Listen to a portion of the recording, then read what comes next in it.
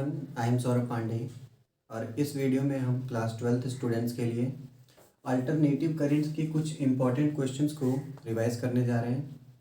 Next exam आपका physics का ही है, तो आपको पूरी तरीके से कंसंट्रेट होकर के फिजिक्स को पढ़ना है।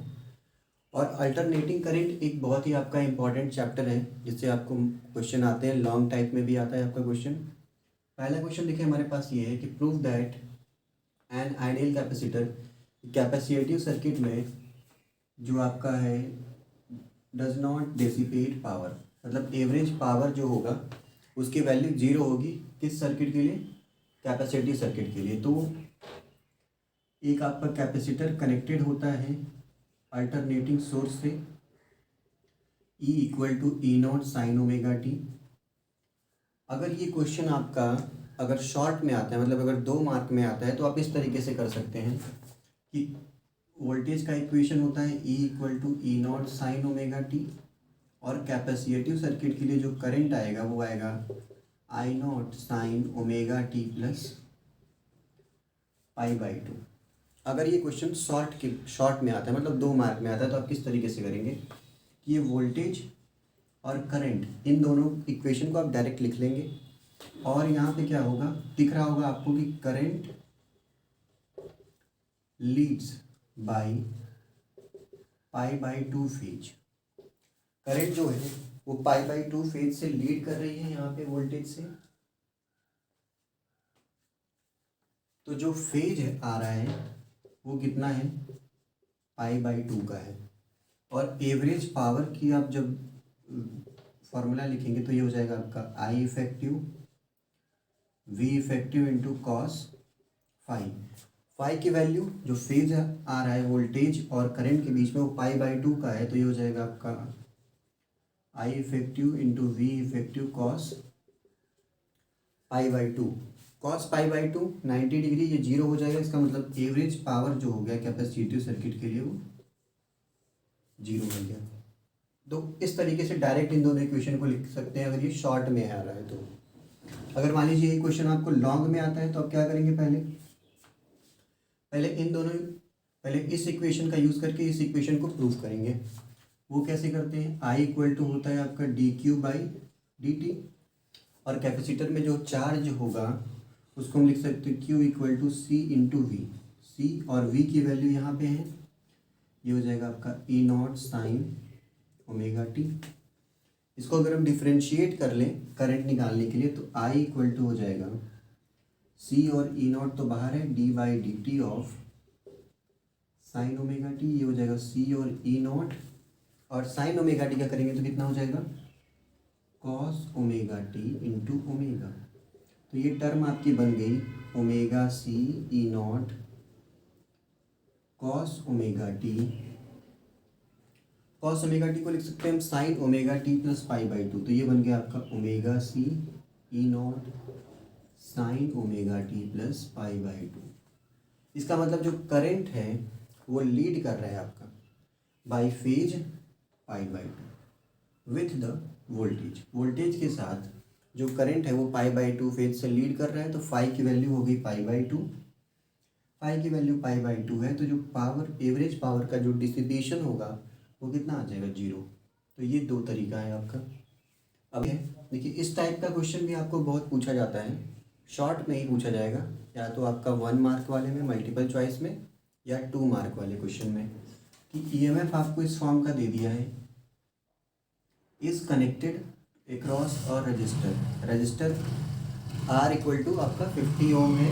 आपको फाइंड करना है, find the frequency of source and RMS current. I RMS find करना है आपको, और फ्रीक्वेंसी। तो जो ईएमएफ का इक्वेशन होता है उसका फॉर्म आपको पता है कि होता है ई नॉट साइन ओमेगा टी, इस फॉर्म का। अगर इस इक्वेशन को इससे हम कंपेयर करें तो हम देखेंगे कि ई नॉट की वैल्यू 140 है और ओमेगा की वैल्यू कितनी है? 314। अब हम सॉल्व कर सकते हैं। पहला अगर फ्रीक्वेंसी में फाइंड करना है तो ओमेगा इक्वल टू होता है आपका 2 पाई एफ, यहाँ से एफ इक्वल टू हो जाएगा 2 पाई अपॉन ओमेगा।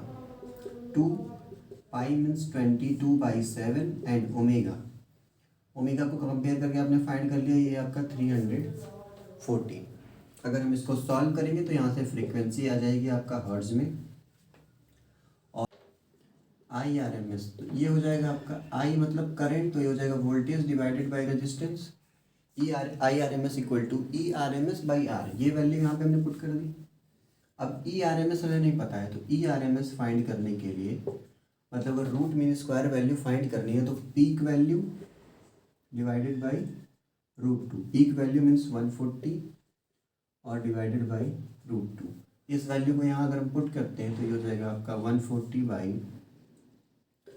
√2 और R कितना दिया हुआ है 50, या 0 से कैंसिल 14/5 √2। इस तरीके से हम इसको सॉल्व करके फाइंड कर सकते हैं। इसमें मेन आपको ये करना है कि यहाँ से इस इक्वेशन से कंपेयर करके E0 और ओमेगा की वैल्यू को फाइंड कर लेना है। ये था आपका नेक्स्ट सेकंड क्वेश्चन। अब थर्ड क्वेश्चन 2 मार्क में आया हुआ है। ये क्वेश्चन आपका इस तरीके से है, for a given AC I = I0 sin ωt so that average power dissipated, average power आपको फाइंड करना है। रेजिस्टेंस लगा हुआ है सर्किट में और इसकी वैल्यू आपको निकालनी है I0² R/2। तो पावर जो होता है वो हमको पता है I² R, ये वैल्यू होती है। जब भी आपको एवरेज, चाहे वो किसी भी चीज़ का एवरेज हो, चाहे वो वोल्टेज का एवरेज पूछे, चाहे वो करंट का एवरेज पूछे, तरीका आपके पास यही है कि एवरेज का मतलब इंटीग्रेशन और कंप्लीट साइकिल बोल रहा है तो 0 to T I² R dt divided by 0 to T dt। अगर पावर का पूछा तो आपने यहाँ पावर पुट किया, वोल्टेज का पूछा तो आप यहाँ वोल्टेज पुट करेंगे, और करंट का पूछा तो आप यहाँ पे करंट पुट करेंगे एवरेज निकालने के लिए।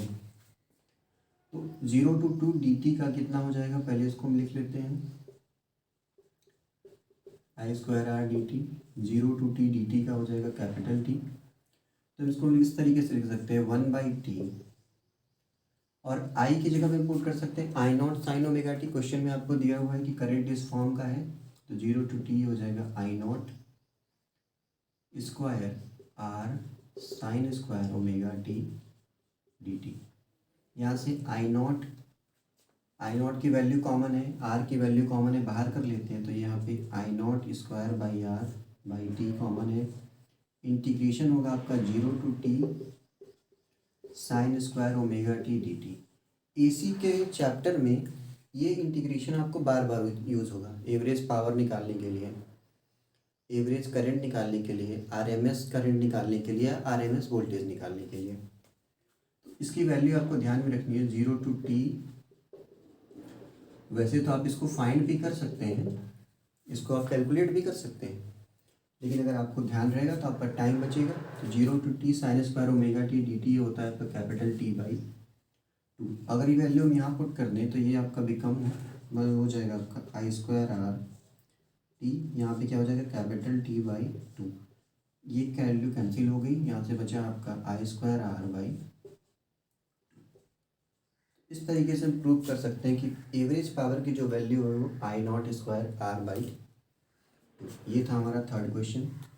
नेक्स्ट क्वेश्चन हम देखिए, फोर्थ और इम्पॉर्टेंट क्वेश्चन है आपको, ये आपको 3 मार्क में आया हुआ है।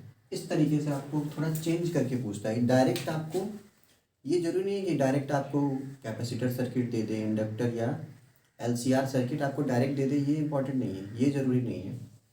कभी कभी इस फॉर्म में अभी आपको पूछेगा कि अ डिवाइस X, कोई एक डिवाइस, वो आपका रेजिस्टेंस भी हो सकता है, कैपेसिटर भी हो सकता है, इंडक्टर भी हो सकता है, कनेक्टेड है आपका AC source V = V0 sin ωt से। द करंट थ्रू X, अब वोल्टेज का इक्वेशन आपको दिया हुआ है V = V0 sin ωt। Current का इक्वेशन दिया हुआ है I0 sin ωt plus π/2। Identify X। अब आपको इस वोल्टेज और करंट के इक्वेशन को देख करके पता करना है कि वो जो डिवाइस कनेक्टेड है अक्रॉस वोल्टेज सोर्स वो क्या है। तो आपको ये बिल्कुल पता होना चाहिए कि करंट लीड कर रही है π/2 फेज से, और वोल्टेज क्या हो रहा है, लैग कर रहा है π/2 फेज से। तो डिवाइस नेम अभी हमने पढ़ा क्या हो सकता है,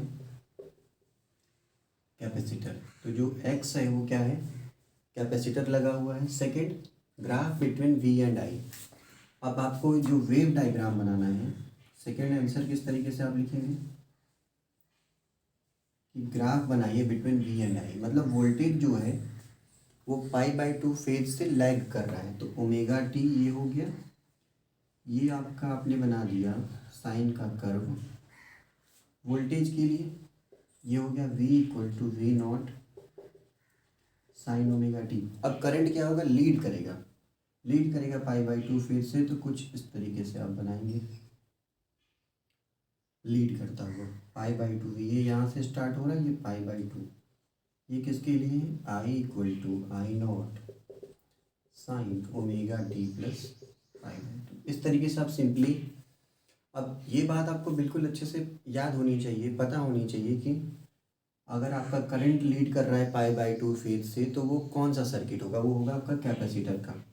यही अगर करंट लैग कर रहा होता, मतलब -π/2 की टर्म होती, तो वहाँ पे क्या हो जाता, इंडक्टर हो जाता। तो ये दो क्वेश्चन हुए। तीसरा क्वेश्चन देखिए, रिएक्टेंस विथ फ्रीक्वेंसी। जो रेजिस्टेंस होता है कैपेसिटर के लिए उसको हम क्या बोलते हैं, रिएक्टेंस या कैपेसिटिव रिएक्टेंस।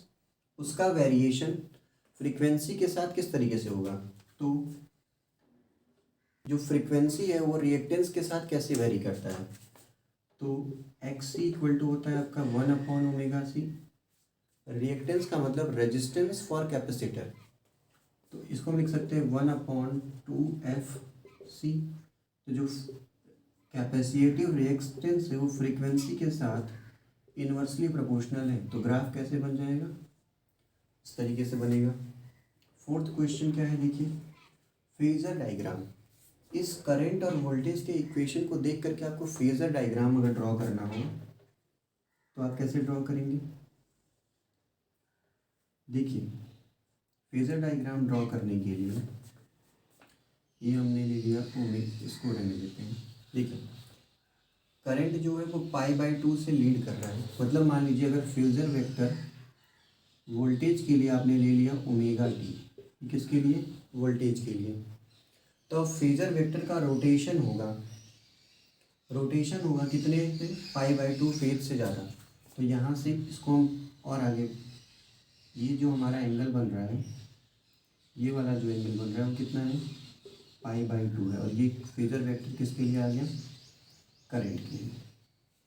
तो इस तरीके से जो फेजर वेक्टर का रोटेशन होगा वो होगा एंटी क्लॉकवाइज। अगर आपका लीड कर रहा हो, अगर ये लैग कर रहा हो तो आप इधर रोटेट करते क्लॉकवाइज डायरेक्शन में। तो ये थर्ड क्वेश्चन था जिसमें हमने कैपेसिटिव सर्किट को डिस्कस किया। अब क्वेश्चन में इंडक्टर कनेक्टेड है आपका एसी सोर्स से। AC source is V equal to V naught sine omega t. मतलब ये जो है आपका इंडक्टिव सर्किट का एनालिसिस करना है। इंडक्टिव सर्किट में जो वोल्टेज और करंट के बीच में क्या रिलेशन होगा, तो इंडक्टर में क्या होगा, पहले हम ये सपोज कर रहे हैं कि इंडक्टर का जो रेजिस्टेंस है वो नेग्लेजिबल है, और इसमें अगर हम वोल्टेज अप्लाई कर रहे हैं तो यहाँ पे एक ईएमएफ इंड्यूस होता है, इसकी प्रॉपर्टी होती है। तो इस सर्किट में करंट को फ्लो कराने के लिए जो ईएमएफ इंड्यूस होगा वो ठीक इस अप्लाइड ईएमएफ के इक्वल और अपोजिट डायरेक्शन में होना चाहिए। या हम बोल सकते हैं कि जो हम अप्लाइड ईएमएफ अप्लाई कर रहे हैं वो इस इंड्यूस्ड ईएमएफ के इक्वल और अपोजिट होना चाहिए। मतलब हम क्या लिखें, जो ईएमएफ इंड्यूस होगा उसको हम कैसे लिखते हैं, ई, या इस तरीके से लिखते हैं पहले एल di/dt। ये होता है -L di/dt इक्वल टू हम क्या लिख सकते हैं, V naught sine omega t. ये इक्वल हो गया बट क्या होना चाहिए, अपोजिट। तो एक और माइनस साइन आएगा जिसकी वजह से हम क्या बोलेंगे, ये जो ईएमएफ इंड्यूस्ड है वो अप्लाइड ईएमएफ के साथ इक्वल है लेकिन अपोजिट डायरेक्शन में, तभी इस सर्किट में करंट का फ्लो हो सकता है। यहाँ से हम लिखेंगे L di/dt equal to V naught sine omega t. या हम यहाँ से अगर डी आई लिखें तो ये जगह आपका V naught by L sine omega t और डी टी। अब हमें कंप्लीट साइकिल के लिए अगर निकालना है तो आई इक्वल टू हो जाएगा इंटीग्रेशन ऑफ डी आई, ये हो जाएगा आपका V naught by L integration of sine omega t d t. और sine omega t d t का अगर इंटीग्रेशन करेंगे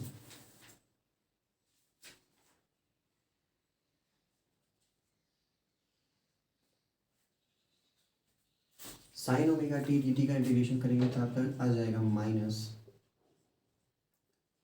cos omega t divided by omega, ये वैल्यू आ जाएगी साइन का इंटीग्रेशन। तो आई की जो वैल्यू आई उसको हम लिख सकते हैं minus V naught by omega L cos omega t. यहाँ पे V naught by omega L की टर्म बन रही है, हम इसको इस तरीके से लिखते हैं कि I equal to minus V naught by omega L that is X L. X L means cap inductive reactance, मतलब रेजिस्टेंस के लिए ये हो गया आपका, इंडक्टर के लिए आपका रेजिस्टेंस का काम करेगा, ये हो जाएगा आपका cos omega T. X L की जो वैल्यू है वो कितनी है, ओमेगा एल है, मतलब ये वी नॉट बाई आर की टर्म बन रही है एक तरीके से। तो हम इसको लिख सकते हैं I equal to V naught by R मतलब करंट, तो ये हो जाएगा I equal to minus I naught cos omega t. अब यहाँ पे वोल्टेज साइन के फॉर्म में है तो हम कॉस को भी साइन के फॉर्म में लिख लेते हैं, तो ये हो जाएगा आपका I equal to minus I naught sine pi by two minus omega t. यहाँ से माइनस साइन हटाने के लिए हम यहाँ पे माइनस साइन कॉमन कर सकते हैं, तो ये हो जाएगा I equal to I naught sine omega t minus pi by two, क्योंकि साइन यहाँ पे हमने साइन की कौन सी प्रॉपर्टी यूज़ की है कि साइन माइनस थीटा, ये कितना हो जाएगा माइनस साइन थीटा। साइन की टर्म आप बाहर लिख सकते हैं, कॉमन कर सकते हैं। तो फाइनली जो करंट आया उसकी इक्वेशन आई आपके पास I equal to I naught sine omega t minus pi by two. इसका मतलब ये है कि जो करंट है, current lag by pi by two, जो करंट है वो पाई बाई टू फीट से क्या हो रही है, लैग कर रही है in the case of inductive circuit. और एक्स एल मतलब जो इंडक्टिव रिएक्टेंस है उसकी value X L equal to कितनी आ रही है, ओमेगा एल। तो ये भी आपका एक इंडक्टिव सर्किट का प्रॉब्लम था। इसमें भी आप फेजर डायग्राम और वेव डायग्राम बना सकते हैं। फेजर डायग्राम बनाने के लिए अब आपको फेजर डायग्राम बनाने के लिए क्या करना पड़ेगा कि अगर ये आपने पहले हम बनाते हैं वोल्टेज को, वोल्टेज जो है वो ओमेगा टी पे है, तो ये आपका जो एंगल है वो ओमेगा टी है, और आपने किसको बना दिया, वोल्टेज को। अब करंट जो है पाई बाई टू से लैग कर रहा है, तो लैग करने के केस में जो फेजर वेक्टर है उसका रोटेशन किधर होगा, क्लॉकवाइज डायरेक्शन में, और कितने एंगल पे,